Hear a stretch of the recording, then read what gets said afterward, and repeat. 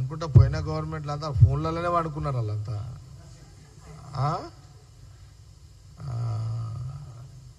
అయితే మనకు అవసరమా ఇప్పుడు ఇది? ఎందుకంటే మన 9,000 కోట్లు 9 రోజులు ఇచ్చిన సంబరాలలో ఈ ప్రెస్ మీట్లో అవసరమా? చెప్పమంటే చెప్తాను, నాకేం లేదు మీకు. ఓకే,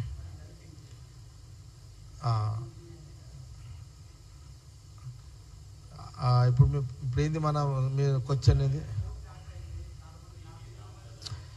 నేను చెప్తున్నా కదా, 10 సంవత్సరాల కాలంలో బీఆర్ఎస్ గవర్నమెంట్లో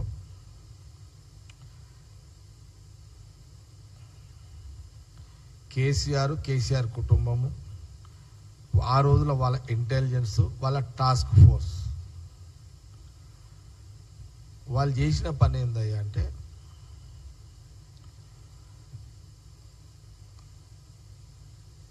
మన కాంగ్రెస్ పార్టీ మీద నిఘా ఏందంటే, జగ్గారెడ్డి ఏం చేస్తున్నాడు, ఎవరితో మాట్లాడుతున్నాడు, రేవంత్ రెడ్డి ఏం చేస్తున్నాడు, ఎవరితో మాట్లాడుతున్నాడు, ఉత్తమ్ రెడ్డి ఎవరితో మాట్లాడుతున్నాడు, లేదా కోమటిరెడ్డి వెంకటరెడ్డి ఎవరితో మాట్లాడుతున్నాడు, ఇంకా చాలామంది సీనియర్స్, మా అందరి మీద వాళ్ళు ఫోన్లు. నాకు చాలామంది అంటారు, అన్నా నీ ఫోన్ వాళ్ళు రికార్డ్ చేస్తున్నారన్నా, నీ ఫోన్ ట్యాప్ అవుతున్నాయని చెప్పి.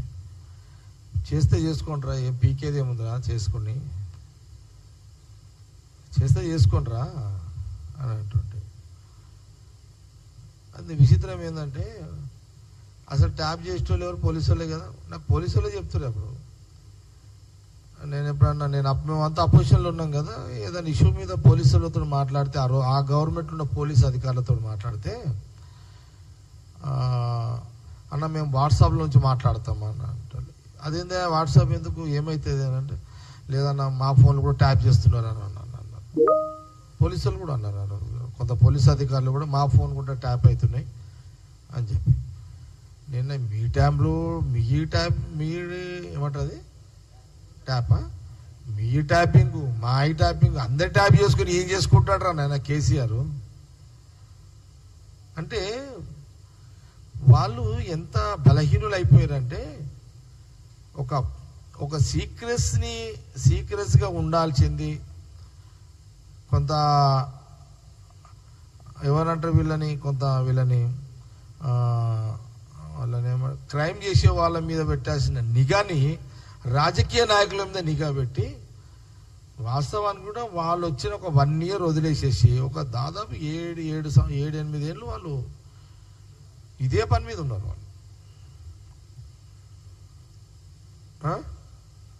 వాళ్ళ టార్గెట్ కొంత ఏర్ల మీద ఉండే. నంబర్ 1 రేవంత్ రెడ్డి. మా జిల్లాలకు వచ్చేసరికి జగ్గారెడ్డిగా నేను ఉంటుంటే, కోమటిరెడ్డి, ఉత్తమ్ కుమార్ రెడ్డి, ఇట్లా కొందరిని టార్గెట్ పెట్టేసారు అప్పుడంతా.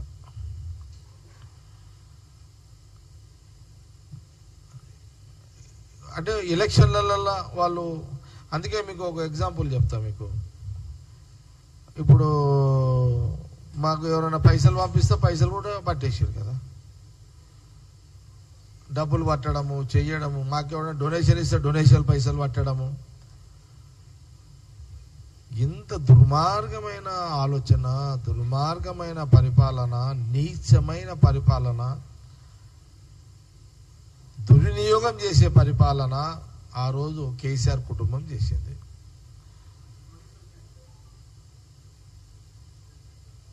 చెప్తా.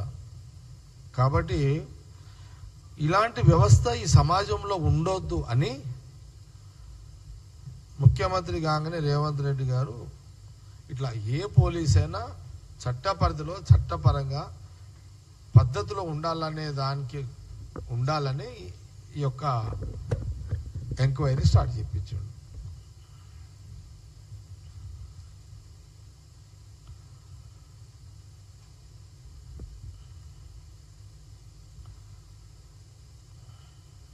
నేను అనుకుంటా రాత్రి వీళ్ళు ఫోన్ల కాడనే వండుకునేటోళ్ళేమో. కేసీఆర్, కేటీఆర్, హరీష్ రావు కూతురు కవిత. ఆయన ఎవరప్పుడు టాస్క్ ఫోర్సు ఆయన ప్రభాకర్ రావుని, మళ్ళీ ఆయన ఎవరు ఇంకొక ఆయన రాధాకృష్ణరావు. అరే లాస్ట్కి పెళ్ళాలతో మాట్లాడుకున్నప్పుడు రికార్డ్ చేశారు కొడుకులు. అరే నీ అమ్మాయి ఎవరిది ఇది కూడా చేస్తారా నాయన? ఎవరా మీకు చెప్పింది? ఎవడో ఒక క్రిమినల్స్ ఉన్నారు, వాళ్ళు చేసి ఇన్ఫర్మేషన్ డేటా కలెక్ట్ చేసుకోవాలి. కానీ దుర్వినియోగం చేసారు. చెయ్యొద్దు అట్లా. ఏ గవర్నమెంట్ ఉన్నా చెయ్యొద్దు అట్లా. నేనేమంటున్నా, క్రైమ్స్ మీద నిఘా పెట్టి రికార్డ్ చేయడం వేరు. ఏమి రేవంత్ రెడ్డి, జగ్గారెడ్డి, ఉత్తమ్ కుమార్ రెడ్డి, వెంకటరామరెడ్డి మేము ఇదా? డెమోక్రసీ లీడర్స్ కదా. ప్రజాస్వామ్య పరిధిలో చట్ట పరిధిలో, న్యాయ పరిధిలో రాజకీయ వ్యవహారాలు చేసేటువంటి నాయకత్వం కాంగ్రెస్ పార్టీ లీడర్ల మేము.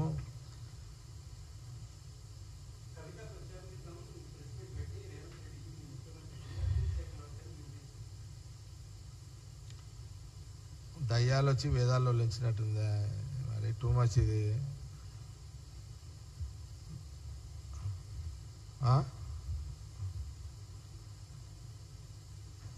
దయ్యాలు వచ్చి దేవుని తిడితే ఏమంటాం చెప్పి? అదా ఇదా చెప్తే కదా, దయ్యాలు వచ్చి దేవుని తిట్టినట్టున్నాయి కదా. అదే కదా.